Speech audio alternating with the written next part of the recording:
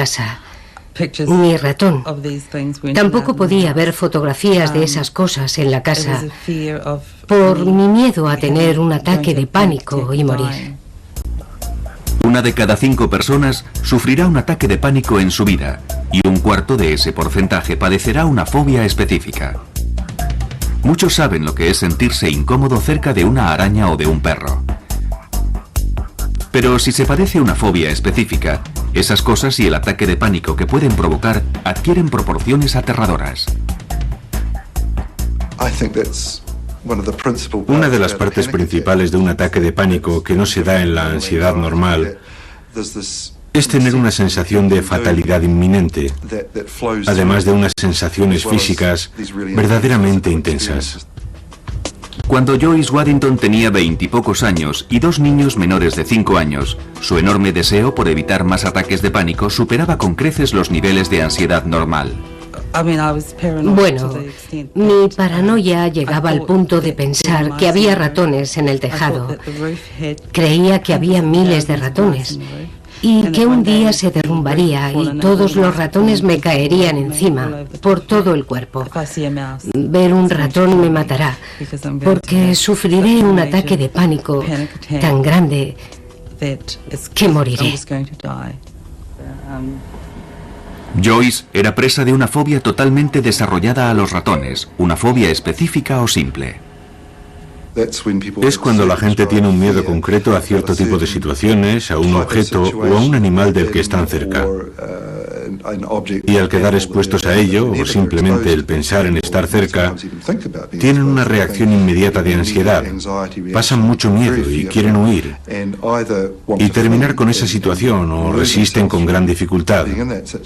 Normalmente se trata de alturas, espacios cerrados, espacios abiertos, fuertes vientos, agua, perros, gatos, serpientes, arañas, polillas, pájaros, insectos, ratones, agujas, sangre, médicos, hospitales. Hay cientos de fobias, pero estas son las más comunes. Todo parece bastante inofensivo, pero cuando se tiene una fobia específica, esta puede controlar la vida de una persona. No me podía quitar de la cabeza la obsesión de que había ratones en cualquier sitio. Lo que también me ocurría es que empecé a oler a ratones y los olía por todos lados, 24 horas al día. Mentalmente, intentaba quitarme la idea de que había ratones en mi casa y en la de los demás. No era solo en mi casa. En las botas de agua. Se metían en las botas de agua. Y sabía que eso ocurría porque de pequeña tenía unas, y un día que fui a ponérmelas salió un ratón de ellas. Creo que ese fue un momento trágico de mi infancia. Me fui a poner las botas de agua y salió un ratón de una de ellas. Los ratones se meten en cualquier parte y en ese momento me provocaron mucho estrés. Evidentemente, el estrés que Joyce sentía por los ratones era exagerado, pero eso no impidió que controlara su vida intentando evitarlo. Los ratones se meten en las despensas y estuve muchos años sin abrir una. Lo que hacía era poner en la encimera todo lo que normalmente se guarda en los armarios de la cocina y que utilizaba a menudo, o lo ponía en otros sitios para no tener que abrir los armarios. Tazas, platos, sartenes, cualquier cosa que normalmente se pone en una despensa, yo lo tenía en estanterías. Detrás del huidizo comportamiento de Joyce se ocultaba un miedo desesperado por lo que pudiera ocurrir si veía un ratón. Creía que me quedaría sin respiración, que no podría respirar, que me desmayaría en cualquier momento y que me moriría. Esa sería la reacción que tendría si veía un ratón. Recuerdo que en una ocasión me subí a una mesa. Creo que estuve subida unas 6 o 7 horas. Me quedé paralizada. No me podía mover. Creo que se denomina estado catatónico. Es cuando la gente se queda paralizada en un determinado momento. Hay quien tarda un buen rato en salir de ese estado. Yo solo pensaba en que viniera alguien a salvarme y todo terminó bien. Pero no podía bajar sola, porque ni siquiera sabía que estaba subida a la mesa. Mi marido no estaba en casa en ese momento, así que tuve que esperar a que llegara y ahí estaba yo, subida a la mesa. Y se quedó como diciendo, Dios mío, ahora me hace gracia, pero entonces no me hizo ninguna. En cualquier lugar, pero sobre todo fuera de su casa, el miedo a los ratones siempre acompañaba a Joyce. Nunca me sentía segura. Podía estar paseando por la calle y el miedo estaba ahí. No me sentía segura. De hecho, llegó un momento en que conocía mi casa, conocía todos los rincones de mi casa y me aislé mucho. Cuando salía no conocía las casas de otra gente, no las conocía. Joyce terminó por no salir para nada de su casa. Creo que debieron ser unos 11 o 12 años, quizás. No salía de casa. Era más fácil quedarme y no salir, estar en casa con mis hijos. Y sí, supongo que aislarme. El miedo de Joyce a los ratones era muy intenso y no había nada que su marido ni nadie pudiera hacer para que cambiara.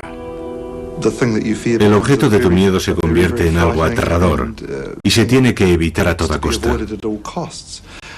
Por eso solo piensas en esa parte del problema y no en que pueda haber otras formas de resolverlo. Piensas que te dan mucho miedo los ratones y sabes que es algo que quizás no le ocurre a la mayoría de la gente, pero para ti no hay nada que se pueda hacer al respecto. Y mi marido era muy bueno diciéndome, no hay ratones ahí, es todo psicológico. Y yo respondía, no, sé que hay. Y a pesar de todo lo que me decía, yo seguía pensando que había ratones. No me importaba lo que dijera, estaba convencida de que había ratones. Pero gracias a su marido y a un artículo periodístico conoció una asociación que tenía una línea telefónica de ayuda a las 24 horas del día para fóbicos. A partir de ahí todo empezó a cambiar. Y me dijo, creo que esto es lo que te está ocurriendo a ti. Deberías llamar a esta persona. Así que llamé a Marcia y empecé a hablar con ella por teléfono. Y me empezó a informar sobre el miedo que padecía. No supe que se trataba de una fobia hasta entonces. Y volví a recuperar mi vida, porque había dejado de tenerla hacía 12 años. Algo hizo que Joyce se diera cuenta de lo que le ocurría, y al ser consciente de que tenía un problema, supo que existía la posibilidad de hacer algo al respecto. Hasta entonces, había asumido que el miedo a los ratones era parte de sí misma, por lo que la idea de someterse a un tratamiento nunca se le había pasado por la cabeza. La gente suele sufrir trastornos de ansiedad mucho tiempo antes de ser consciente de ello. Los consideran parte de su personalidad. Piensan, es mi carácter, me preocupo por todo. No lo consideran una enfermedad. No son el tipo de cosas que cuentan al médico. Se va al médico por un dolor de garganta o de extremidades, pero no por ciertos aspectos de la personalidad. Así que estas personas sobrellevan como pueden su preocupación y ansiedad crónica. Por eso muchas personas con trastornos de ansiedad llevan vidas muy limitadas y aisladas en lugar de buscar ayuda. Durante muchos años hice todo para ocultar los síntomas sin saber con seguridad qué ocurría en mi propio cuerpo. Ni siquiera podía reunir la suficiente valentía como para preguntar a alguien ¿qué me está pasando? Asumí que era algo normal. A menudo suelen padecer diversos trastornos de ansiedad y pueden ser desesperantes. Si no se ha sufrido un trastorno de ansiedad, no es fácil comprender la intensidad que pueden llegar a alcanzar las